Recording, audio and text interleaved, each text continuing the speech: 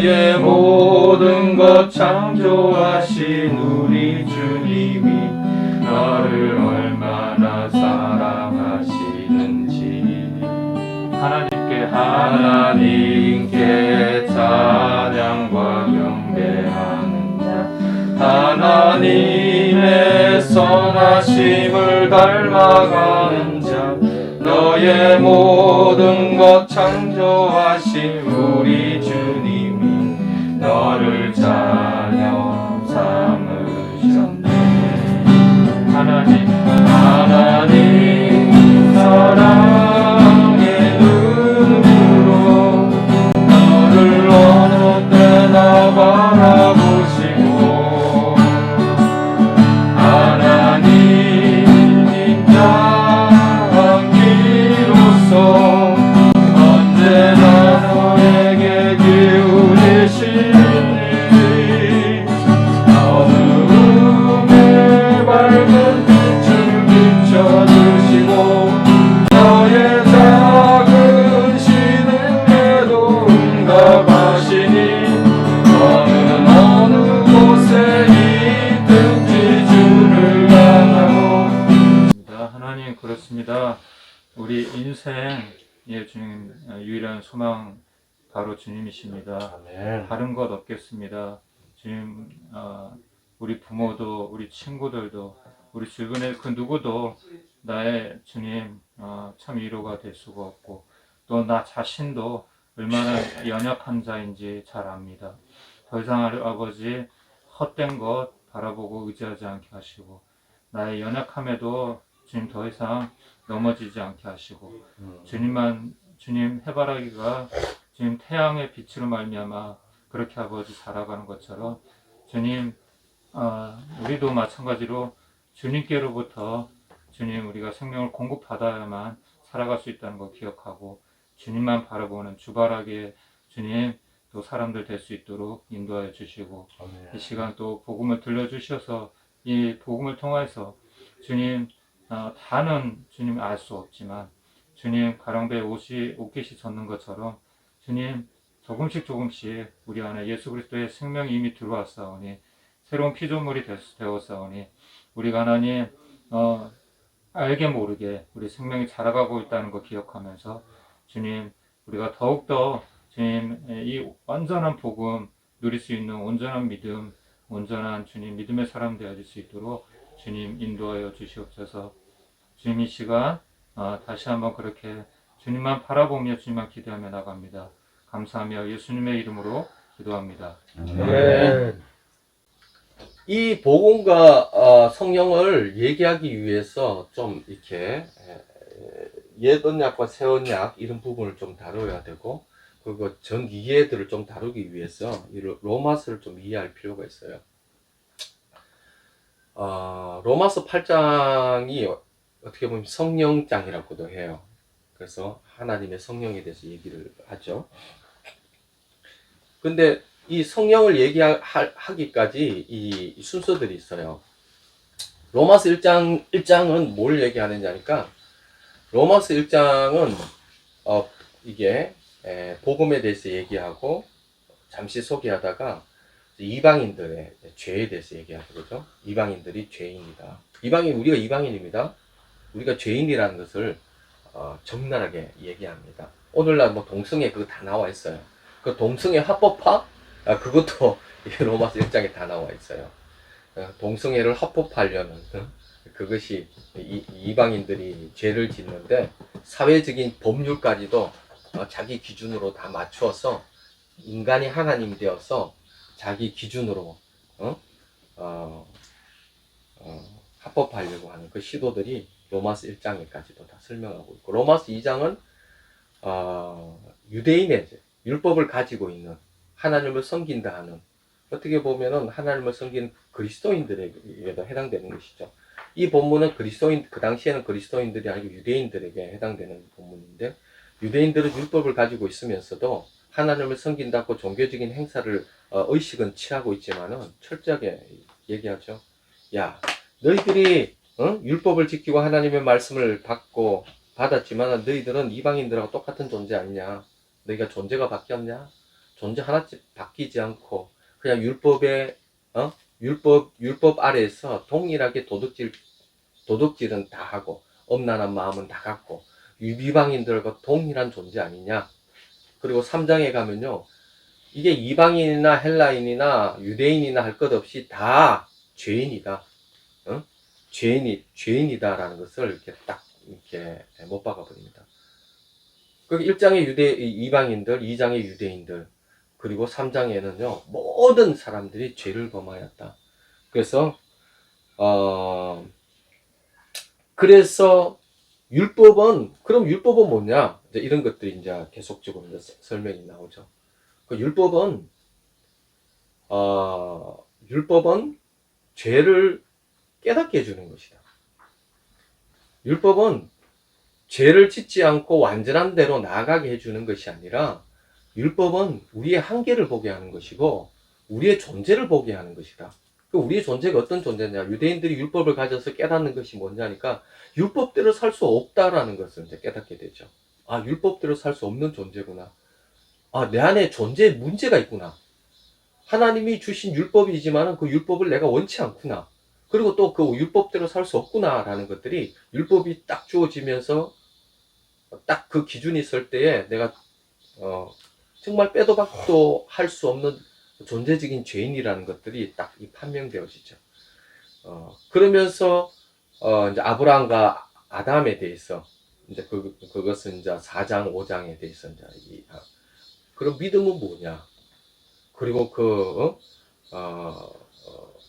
믿음이 어떻게 되어지고 또 그 복음이 어떻게 그러면 그것이 이렇게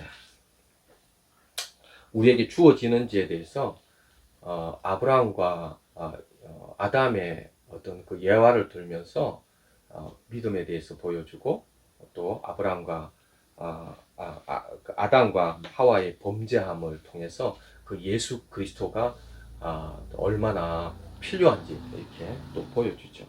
그래서 이제 6장에 와서는 정확하게 예수 그리스도가 십자가에 못 박혀 죽은 것이 어떤 의미인지를 이제 보여주죠. 그것이 예수 그리스도가 십자가에 못 박혀 죽은 것이 실은 우리가 살 수 없는 이 존재, 우리가 정말 살려고 해도 살아갈 수 없는 그 존재가 예수 그리스도와 함께 십자가에 못 박혀 죽었다라는 것. 그리고 예수님이 부활하실 때에 그 존재가 새로운 존재가 되었다라는 것. 그것을 6장에서 계속적으로 보여주죠. 그리고 그것을 믿는 믿음만이 우리의 존재를 바꿀 수밖에 없다. 우리의 노력, 우리의 최선 한번 살아보고 한번 해봐라. 그것이 7장에 나오죠. 7장에 나오는데 아는데 로마서 7장에 철저하게 그것을 아는데 어떻게 해요? 만일 내가 원하지 아니하는 그것을 하면 이를 행하는 자는 내가 아니요 내 속에 거하는 죄니라. 그러므로 내가 한 법을 깨닫노니 선을 행하기 원하는 나에게는 악이 함께 있는 것이로다. 내 속 사람은 하나님의 법을 절구하되 내 지체 속에 다른 법이 내 마음의 법과 싸워 내 지체 속에 있는 죄의 법으로 나를 사로잡는 것을 보는다. 오호라 나는 공고한 사람이로다. 이 사망의 몸에서 누가 나를 건져내라. 율법은 우리의 존재를 완전하게 드러내는데 어떤 존재를 드러내냐니까 내가 원하는데 살 수 없구나. 내가 정말 바라는데 그렇게 살 수 없구나. 라는 것이 7장에 나오죠. 그죠? 그러면서 죄를 보게 돼요. 악이 함께 있구나. 죄가 함께 있구나. 그렇게 살지 못하는 것이 죄가 나의 생명과 연결되어 있구나. 그래서 어떻게 해요? 오호라 나는 공고한 사람이라. 이 사망의 몸에서 누가 나를 건져내랴. 완전 사형선고 되어지는 거죠. 살고 싶은데 안 사라지는 사도 바울의 그리고 우리 존재의 모습들이 적나라하게 드러나죠. 그러면서 어떻게 해요? 살고 싶은데 안 사라지는 거. 하고 싶은데 안 되는 거. 나의 최선과 노력인데 여기서 보면은 내 지체 속에 있는 죄의 사워, 내 마음의 법과 싸워 내 지체 속에 있는 죄의 법으로 나를 사로잡아 오는 것을 보는데 이 싸운다는 것은 뭐냐니까요. 쌍코피 터진다는 거예요. 이렇게 최선을 다했는데 어떻게 안 사라진다는 거예요. 사람은 이 복음이 어떤 사람에게 필요하냐니까요. 복음이 필요한 사람 딱 한 사람. 어떤 사람이냐니까요. 정말 몸부림치게 한번 싸워본 사람. 적당히 타협하는 것이 아니라 정말 싸워봤는데 안 되더라. 그래서 완전히 여기 전투 용어거든요. 싸워서 내 지체 속에 있는 죄의 법으로 나를 사로잡아 오는 것이고, 이 말이 뭐냐니까요. 피 흘리게 싸웠는데 완전히 쥐 터져가지고 쌍코피 터져가지고 머리 질질 끌려가가지고 다시 죄를 짓는 그 존재. 그래서 오호라 공고한 사람이라도 이 사망의 몸에서 누가 나를 건져내겠느냐. 그 존재적인 한계를 율법은 보게 하는 거죠. 존재적인 한계를 보게 하는 거죠. 그래서 25절에 보면요, 7장 25절에 우리 주 예수 그리스도로 말미암아 하나님께 감사하리로다. 그런즉 내 자신이 마음으로 하나님 법을 육신으로는 제 법을 섬기노라. 그러면서 8장으로 성령장이 나옵니다. 그러므로 이제 그리스도 예수 안에 있는 자에게는 결코 정죄함이 없느니 이는 그리스도 예수 안에 있는 생명의 성령의 법이 죄와 사망의 법에서 너를 해방하였습니다. 율법이 육신이 말미암아 연약하여 할 수 없는 것을 하나님은 하시나니. 누가 하신다는 거요? 우리가 연약해서, 율법이 연약해서 할 수 없는 것을 하게 하시는 새로운 법이 생기고, 이 죄의 법을 깨뜨리고 죄의 법을 넘어서게 하는 새로운 법이 있는데, 그것이 뭐냐면 생명의 성령의 법이라는 거죠. 생명의 성령의 법이 이 죄와 사망의 법을 깨뜨리고 우리의 육신이 연약하여 할 수 없는 그것을 하게 하신다. 그래서 어떻게 해요? 예, 성령이 하게 하신다는 거예요. 성령이. 내가 하려고 했는데 나로서는 안 된다라는 것이 결론 나지고, 나로서는 할 수 없구나. 결론 나지고, 누가? 이 복음에는요, 복음에는 내가 죽고 새로운 존재가 되어지는데, 그 존재를 새로운 존재로 바꾸는 실제를 하나님의 영이 하게 하신다는 거예요. 하나님의 영이 그것을 하게 하신다는 거예요. 그래서 제 주위에 보면요, 이 복음을 깨달은 사람이 술보다 더 힘든 게 마약일 거예요, 아마. 마약을 거의 7년인가?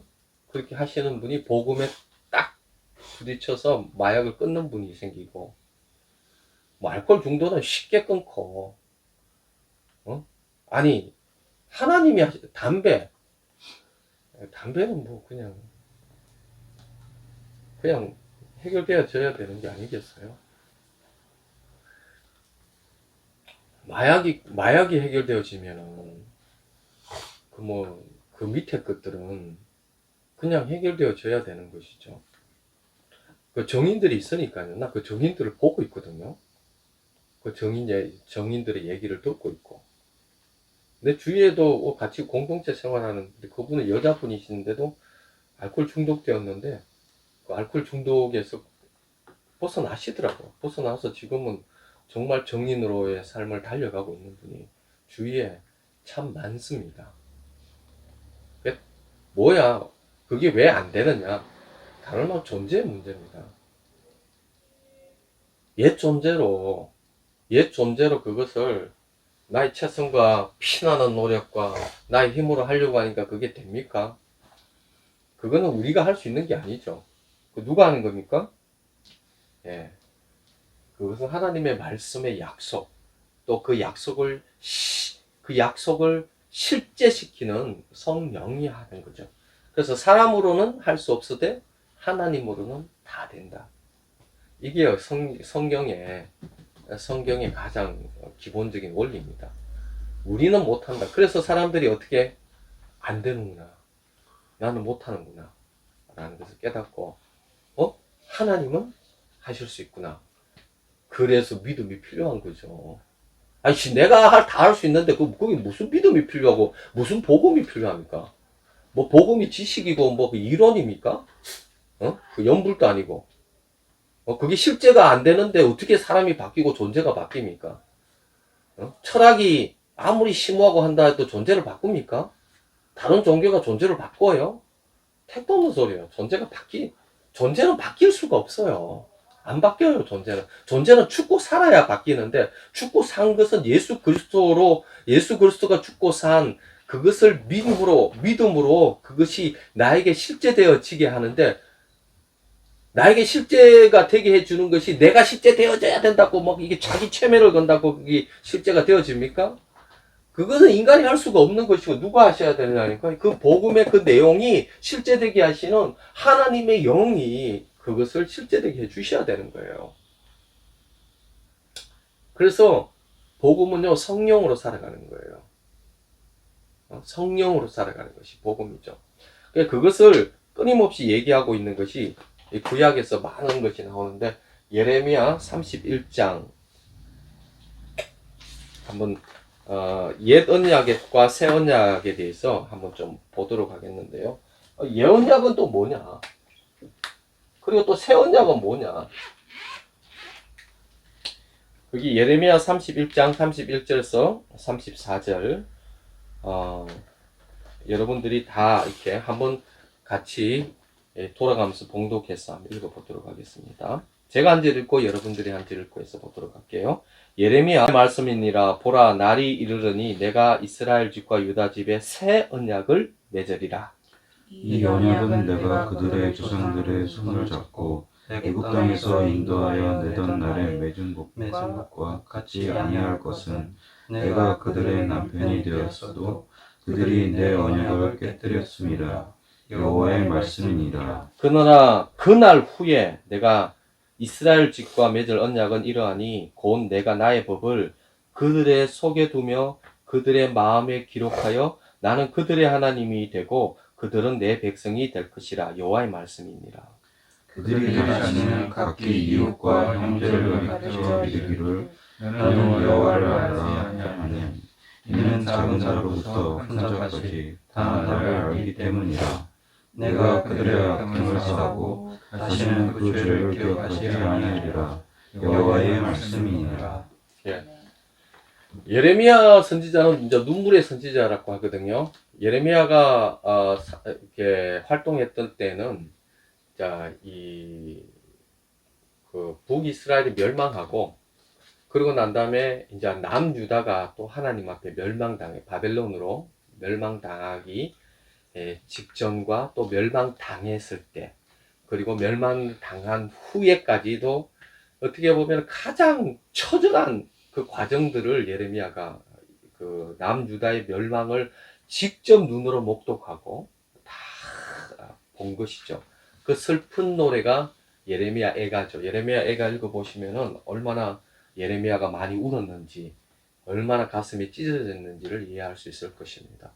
예레미야가 그 남유다가 완전히 멸망해버리잖아요. 그리고 완전히 역사 속에서 사라질 줄 알았죠. 그래서 하나님께서는 그래도 이 이스라엘 백성들을 통해서 메시아가 오기 때문에 3번을 거쳐서 포로로 잡혀가게 해요. 그래서 시를 남겨놓아요. 그리고 다시 이렇게 3번에 걸쳐서 다시 돌아오게 하면서 이 나라를 메시아가 올 때까지 유지시켜 주죠. 그러나 결론적으로 보면은 그 나라는 망했어요. 여기서 보면은 이제 이런 얘기를 해요. 그들에게 언약 율법을 주었어요. 율법을 주었는데도 불구하고 어떻게 보면 그들의 남편이, 내가 하나님이 이스라엘의 남편이 되었는데도 불구하고 이 율법을 어떻게 해요? 언약을 지키지 못해요. 그리고 언약을 깨뜨리고 그 언약의 말씀대로 심판을 받게 되어지죠. 그래서 깨달은 게 뭐냐니까요. 이 옛 언약을 통해서, 이게 율법인데, 옛 언약을 통해서 이 언약으로는 도무지 하나님과 이 존재가 바뀌지도 않고 하나님의 말씀대로 살 수 없다라는 것들을 이제 옛 언약을 통해서 깨닫게 되어집니다. 이스라엘 백성들이요, 십계명 받을 때 무슨 짓 했는지 알죠? 십계명 받을 때 1계명, 2계명이 우상 금지 계명이거든요. 모세가 우상 금지 계명을 얘기하고 시내산에 올라가서 돌판을 받고 있을 때에, 그때 이스라엘 백성들은 황금 송아지를 세워서 우상 숭배합니다. 그래서 어떻게 해요? 그 돌판을 갖고 와서 깨뜨려 버리죠. 이미 언약이 깨져 버렸어요. 아니, 이제 언약을, 주님이 주신 언약을 돌판에 새겨서 받고 오자마자 바로 그 언약은 깨져 버리죠. 그래서 깨버리고. 그래서 이 옛 언약을 가지고는 어떻게 해요? 북이스라엘도 망했고 남유다도 망했고. 그런데 그래가지고 역사 속에서 사라져가는 그 민족을 향해서 하나님이 그대로 내버려 두는 것이 아니라 새 언약을 약속하시는 거죠. 33절에 보면 그러나 그날 후에 내가 이스라엘의 집과 맺을 언약은 이러하니 내가 나의 법을 그들 속에 두며 그 마음에 기록하여 나는 그들의 하나님이 되고 그들은 내 백성이 되리라.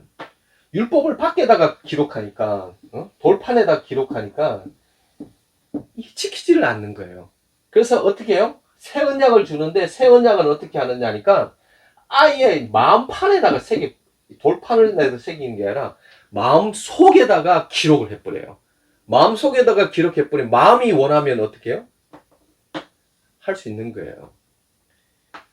마음이 원하면 다 할 수 있어요.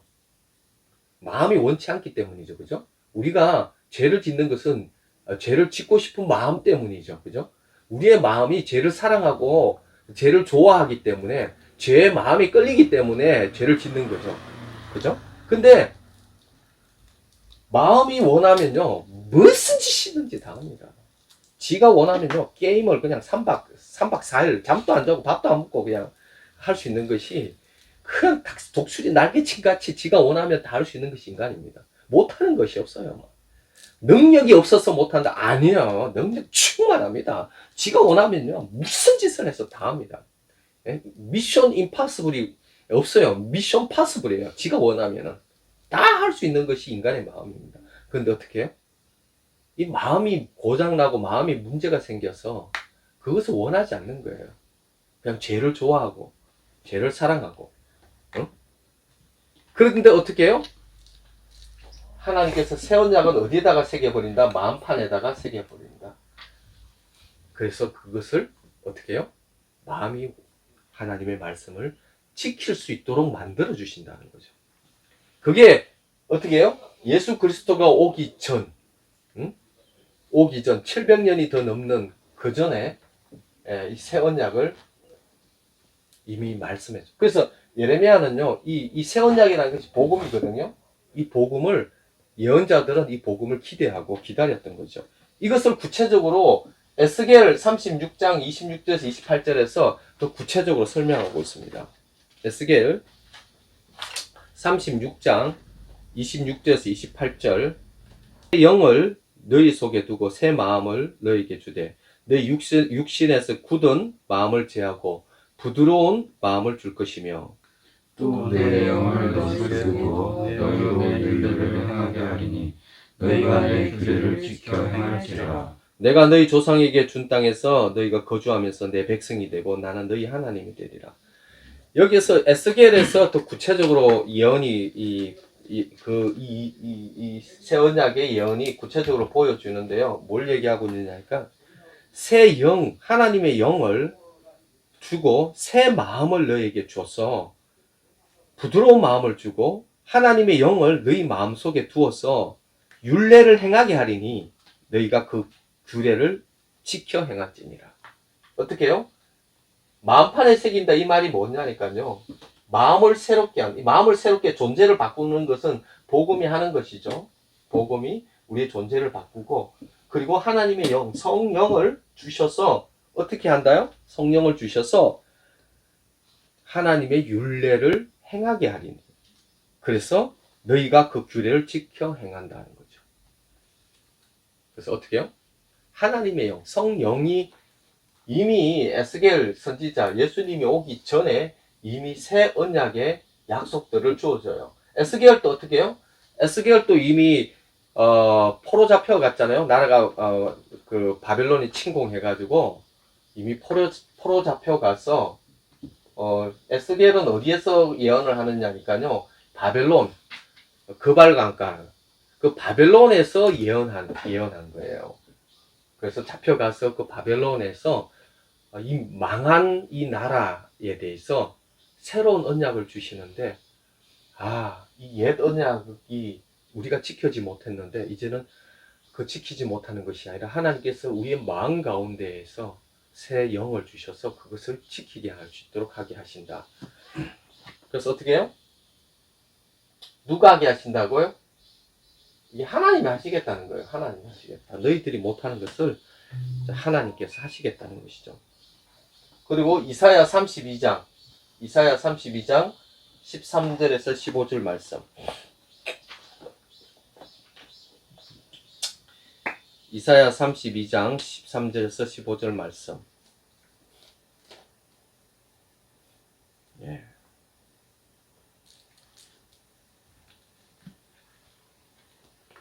읽겠습니다. 내 백성의 땅에 가시와 찔레가 나며 희락의 성읍 깃받은 모든 집에 나리니 대쪽 전쟁이 패한받으며 인구 많던 성들이 장막하며 우별과 망대가 영원히 꾸리어내며 들나귀가 죽은 집과 영웅들의 초장이 되려니와 15절에 보면은 마침내 위에서부터 영을 우리에게 부어 주시리니 광야가 아름다운 밭이 되며 아름다운 밭을 숲으로 여기게 되리라.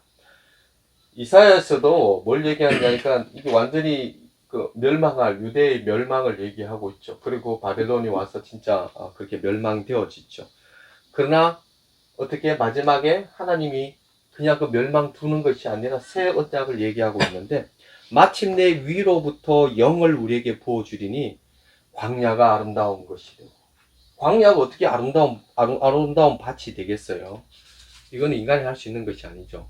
이거 누가 하게? 하나님이 하시겠다는 거죠. 우리의 이 광야 같은 마음을 아름다운 밭이 되게 하시겠다. 어떻게? 위로부터 성령이 임할 때에 하나님이 영이 그것을 하시겠다는 거예요. 그리고 요엘 2장 28절 29절. 요엘이라는 예언서가 있어요. 요엘서 2장 28절 29절. 요엘 2장 28절 29절. 예언서에 있어요.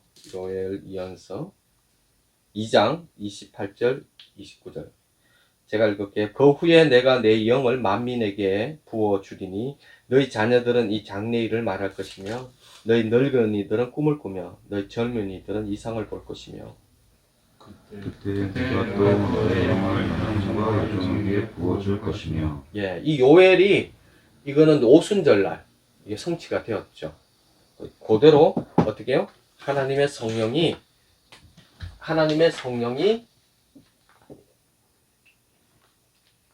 오순절날 하나님의 백성 가운데 있으면서, 오순절을 그래서 교회의 시작이라고 합니다. 이제 새 언약의 시작이 이 오순절날 이루어지는데, 성령이 오순절날 오셔서 오셨다는 거죠. 그리고 하나님의 영이 시작되어진 거죠. 하나님의 영의 역사가. 그리고 고린도후서 3장 6절 말씀. 고린도후서 3장 6절 말씀 제가 읽을게요.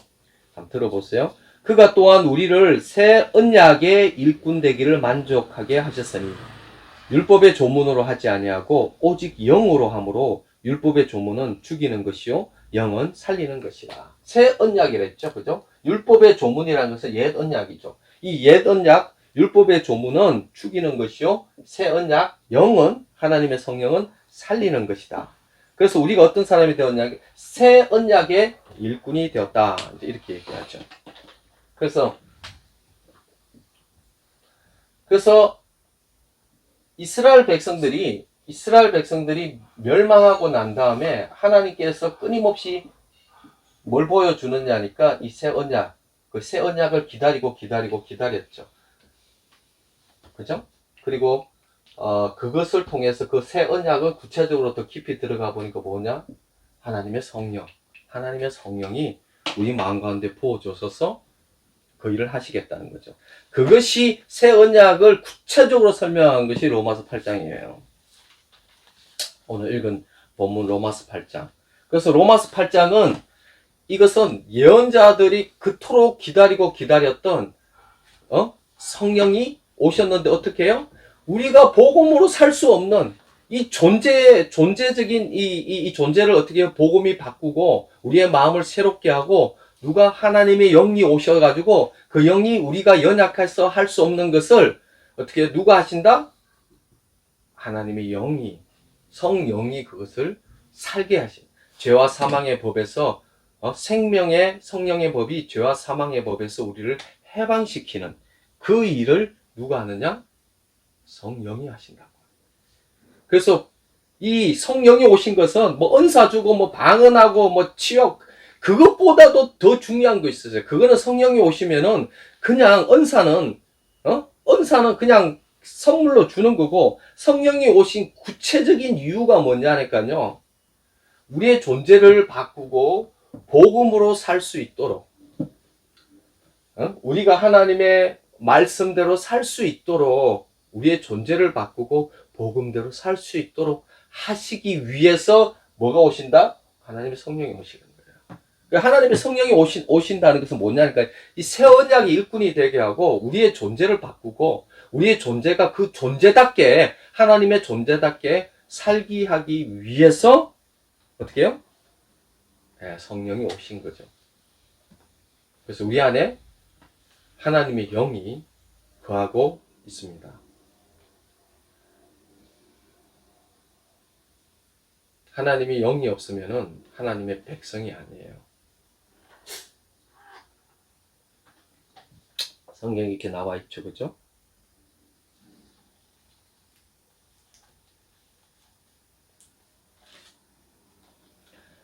자, 오늘 대략 이 정도로 일단은 이렇게 오늘 본문은 오늘 제가 얘기하고 싶은 것은 대략 이 정도의 내용이에요. 그런데 이렇게 빨리 맞추면 좋겠죠, 그죠? 근데 하나 더 좀 이렇게 빨리 나간 것은 하나 더 좀 얘기를 해보고 싶어서 좀 알려드릴 게 하나가 있어서 로마서 8장에 한번 보세요. 로마서 8장 18절 말씀 누가 한번 읽어주세요.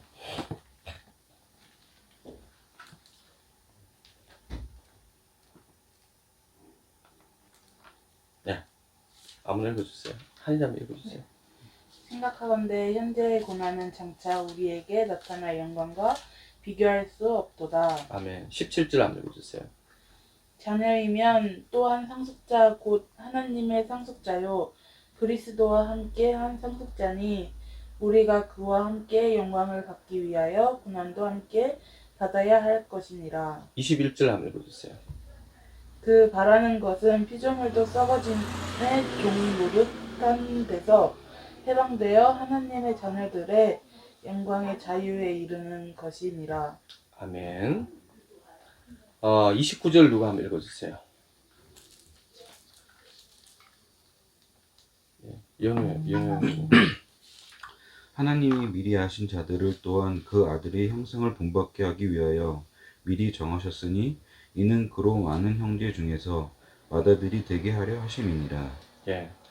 여기서 계속 영광이라는 단어가 나오고 하나님의 아들의 형상이라는 얘기가 나오거든요.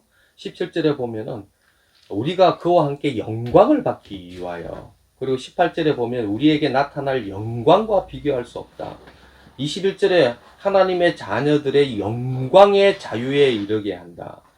그리고 사실 그 영광이 뭐냐니까 23절에 양자 될 것 우리 몸의 속량을 기다리고 24절에 그 소망을 얘기하고 있는 것이거든요. 소망. 그리고 29절에는 그 아들의 형상을 본받게 하기 위해서라고 30절에는요. 그들은 또한 어렵다 하시고 어렵다 하신 그들을 또한 영화롭게 하셨다. 이런 말들이 계속 나오는데요.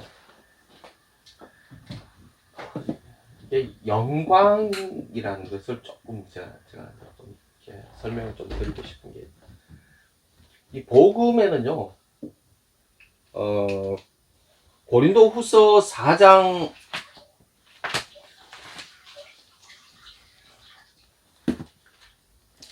4절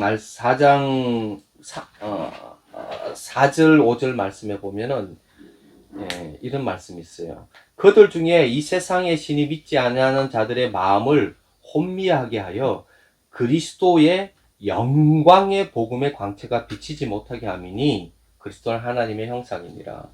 6절에 보면은 어두운 데서 빛이 비치라 말씀하셨던 그 하나님께서 예수 그리스도의 얼굴에 있는 하나님의 영광을 아는 빛을 우리 마음에 비추셨다.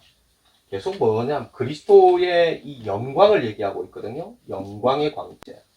하나님 우리 마음 가운데 뭘 비춰주셨냐니까 하나님의 영광을 아는 그 빛을 우리 마음 가운데 비춰주셨다고 하죠.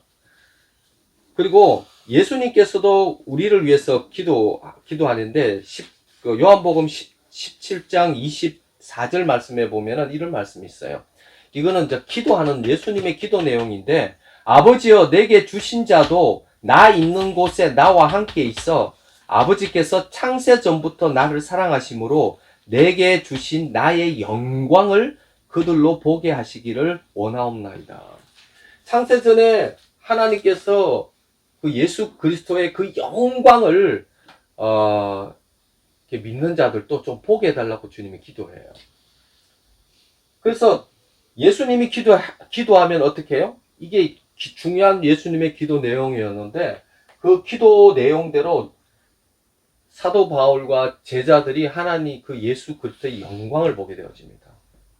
그 예수 그리스도의 영광을 보게 되어지고 그 영광을 본 자들은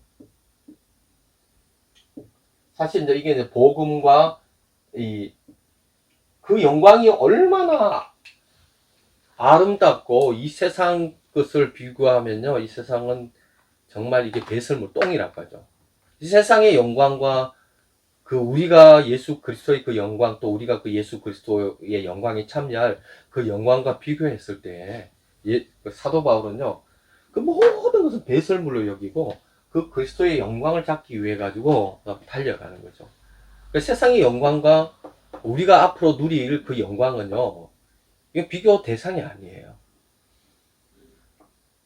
사도 바울은 똥이라고 해요, 똥. 그 똥과 같은 것을 배설물로 버린다고 했죠. 그 영광. 이 영광이 뭔지를 좀 여러분들이 좀 아셔야 될 것 같아요. 아니, 도대체 그 영광이, 예수님의 영광이 나와 뭔 상관이 있느냐? 상관이 있어요. 예수님의 영광이 나의 영광이기 때문에 그래요. 한번 골로새서 말씀을 간단하게 한번 볼까요? 골로새서 1장 말씀에 보면은 골로새서 1장 15절 말씀을 한번 볼게요. 골로새서 어디 있는지 모르시면은 곤란합니다. 골로새서 1장 구약이에요? 신약.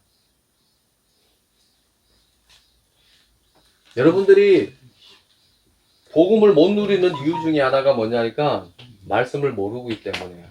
복음에 대해서 무지하기 때문에. 첫 번째는 몰라서 못 누리고요. 그 다음에 두 번째는 믿지 않아서 못 누리고요.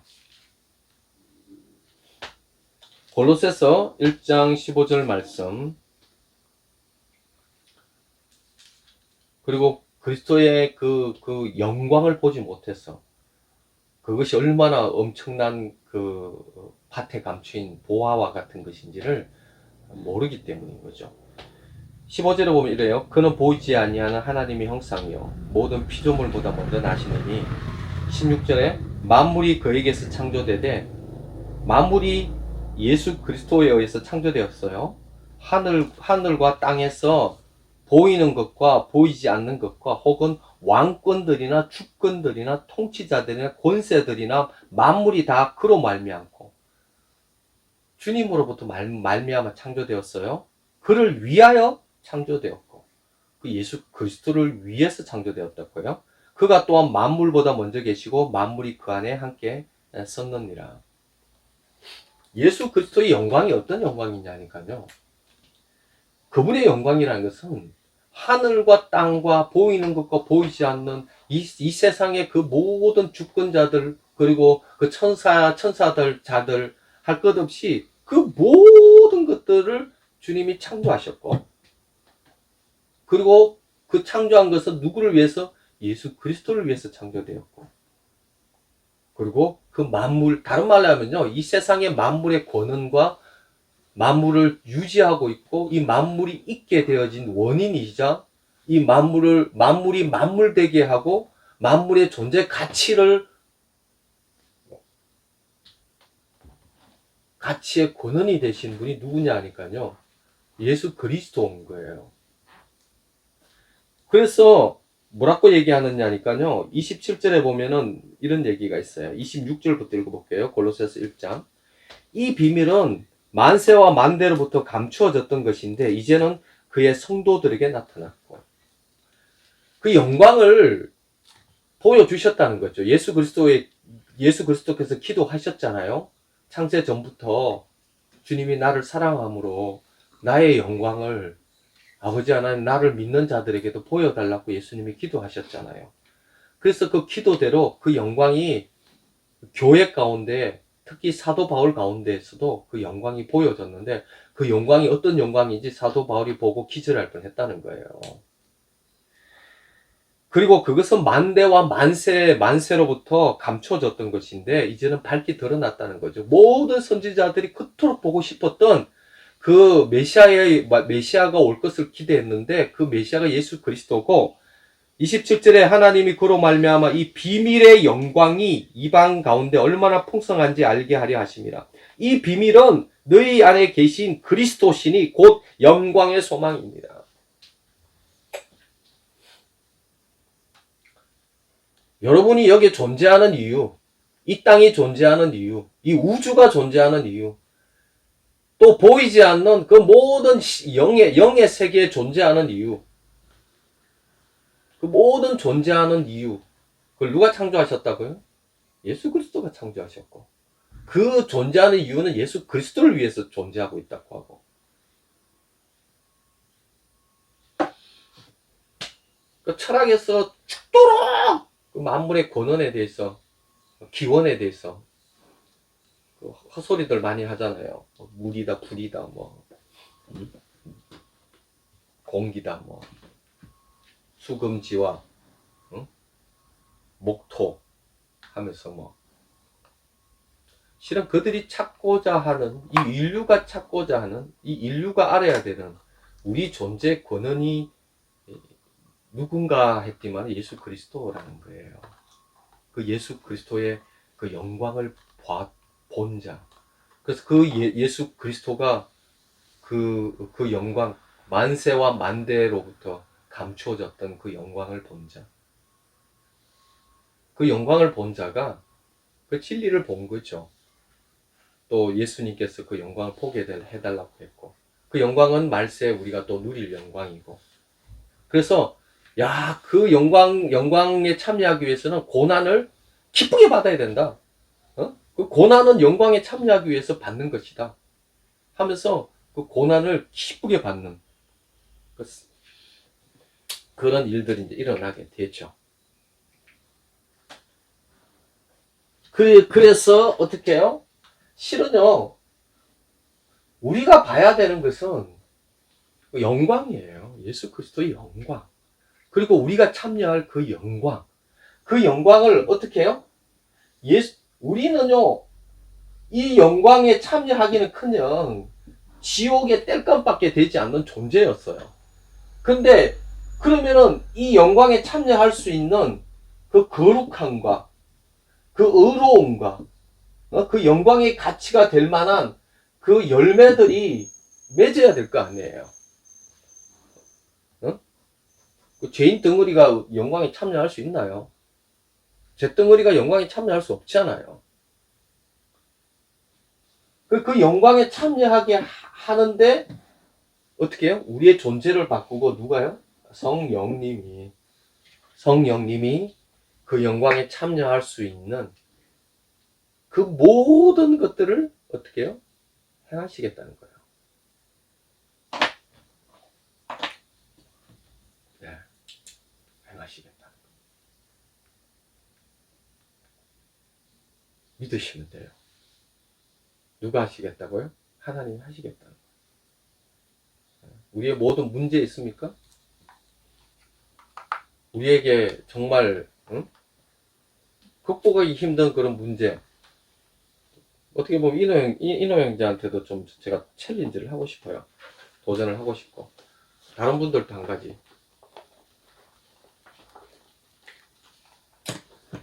우리는 그 영광에 참여할 존재들입니다.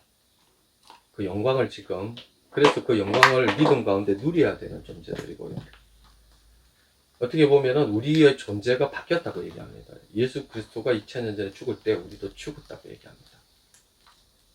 이게 믿겨지지 않는다. 우리는 윤리 도덕으로 살고 우리의 존재도 바꾸지 않고 그냥 뭐 책임감으로 의무감으로 사는 존재 아닙니다. 그냥 뭐 이렇게 우리의 열심과 우리의 최선으로 사는 존재가 아니에요. 우리의 존재는 복음으로 살고 성령으로 살고 기도로 사는 존재인데, 우리의 존재는 존재가 완전히 이 땅에 이 세상의 존재에서 완전히 바뀌었다는 거예요. 존재가 바뀐 자입니다. 그건 우리가 할 수 없는 거, 죽었다 깨도 할 수 없는 거고, 감당할 수 없는 거고, 그 어마어마한 무시무시한 예수 그리스도, 그 무시무시한 그 예수 그리스도의 그 영광에 참여할 자가 되었다는 거예요. 모든 인류의 근원이 되고 모든 만물의 근원이 되는 그것에 참여하는 그분과 연합되는 존재가 되었다는 것이죠. 그리고 그 영광을 누리게 하기 위해서 보증으로 뭘 주셨냐? 성령을 주셨다는 거예요. 우리에게 보증하기 위해서 그 영광에 참여하고 그 소망이 우리의 진짜 소망이 되게 하고 그 영광에 참여하기 위해서 성령을 주시고, 예수 그리스도께서 그렇게 희생당하시고, 그리고 우리의 존재를 바꾸고 우리의 마음을 새롭게 하고 성령을 주셔서 마침내 그리스도의 영광에, 이 복음의 영광에 참여하게 하실 것입니다. 그러면 이제 이렇게 생각하죠. 그냥 뭐 이 땅에서 그냥 이렇게 잘 먹고 잘 사는 것만으로도 이렇게 힘들어 죽겠는데, 그냥 뭐 저런 영광은 난 필요 없고 그냥 이 세상에서 그냥 로또나 당첨돼 가지고 그렇게 살고 싶다라고 생각하시는 분이 있다면은,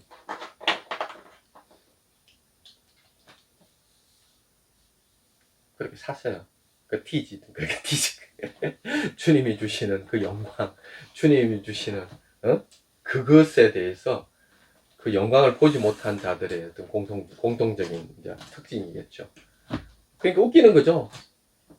그리스도인들은요, 아주 웃기는 세상의 존재가 아닌 거예요. 그리스도인의 삶이라는 것은 세상의 삶이 아니에요. 영원한 그 영광을 누릴 하나님의 자녀가 되어진 거죠. 안 기쁘고 슬프신가 봐. 세상의 영광을 조금이라도 누리고 싶은데 내 영광 끝났네, 이런 마음으로 지금 보고 있는 거예요. 주여, 저 어마어마한 영광이 영광으로 안 받아지니 이거 어떻게 하면 좋아요. 그래서 망하는 자들은 그리스도의 영광의 복음의 광채가 비치지 못하게 한다는 거죠. 왜냐하면 마음을 혼미케 해가지고 그걸 보지 못하게 한다는 거예요. 그래서 여러분들은 완전히 존재가 바뀐 것을 어떻게 해요? 믿음으로 받아들여야 돼요. 그리고 어떻게 해요? 그것을 여러분들이 하는 것이 아니라, 그래서 기도하는 것이죠. 그래서 왜 기도를 왜 해요? Pray for you잖아요. 기도하는 이유가 뭡니까? 나를 강화시키기 위해서 기도합니까? 아니요. 내가 죽어야 되는 거예요. 내가 죽고 누가 드러나야 됩니까? 주님이 드러나야 되는 거예요. 성령이 역사해 주셔야 되는 거예요. 하나님이 역사해 주시는 그런 삶이 되기를 축원합니다. 기도하겠습니다. 하나님, 우리에게 성령을 주셔서 감사합니다. 그리고 우리의 존재를 바꿔 주셔서 감사합니다. 그리고 하나님의 그 영광에 참여하게 하는 존재로 주님 세워주셨다고 하는데 감사합니다. 그러나 우리가 좀 지혜와 계시의 영을 주사 하나님 우리로 그 영광을 보게 하여 주십시오. 예수님께서 그 영광을 보게 해달라고 기도했던 것과 같이 주님 우리에게도 그 영광을 보게 하여 주십시오. 그래서 그 밭에 감추인 보화가 무엇인지 알게 하여 주십시오. 그리고 앞으로 우리가 누릴 그 영원한 그 영생이 무슨 삶인지 깨닫게 하여 주십시오. 그리고 그것을 누릴 수 있도록 도와주십시오. 그때 가서 누리겠지만 주님 그 영화로운 삶을 오늘 이 시간 또한 우리가 누리는 자로 죄를 이미 극복하셨고 세상을 이미 이기셨고 우리가 우리의 존재를 바꾸어 주셨고 영화로운 존재로 바꾸어 주신 것처럼 그 영화로운 존재를 주님 우리의 일상에서 이 복음으로 누리고 성령으로 누리며 기도로 누리는 우리의 삶이 되게 하여 주십시오. 아멘. 예수님 이름 기도드립니다. 아멘. 지금은 우리 주 예수 그리스도의 은혜와 하나님 아버지의 크신 사랑하심과 성령님의 감화 감동 충만하심의 역사가 복음을 누리기를 원하고 또 그리고 주님 주신 성령 그리고 이 복음 또 이 영광에 참여하기를 원하는 주의 백성들 위해 지금부터 영원토록 함께 하시옵기를 간절히 축원하옵나이다. 아멘. 마쳤습니다. 20분 딱 끝냈네요.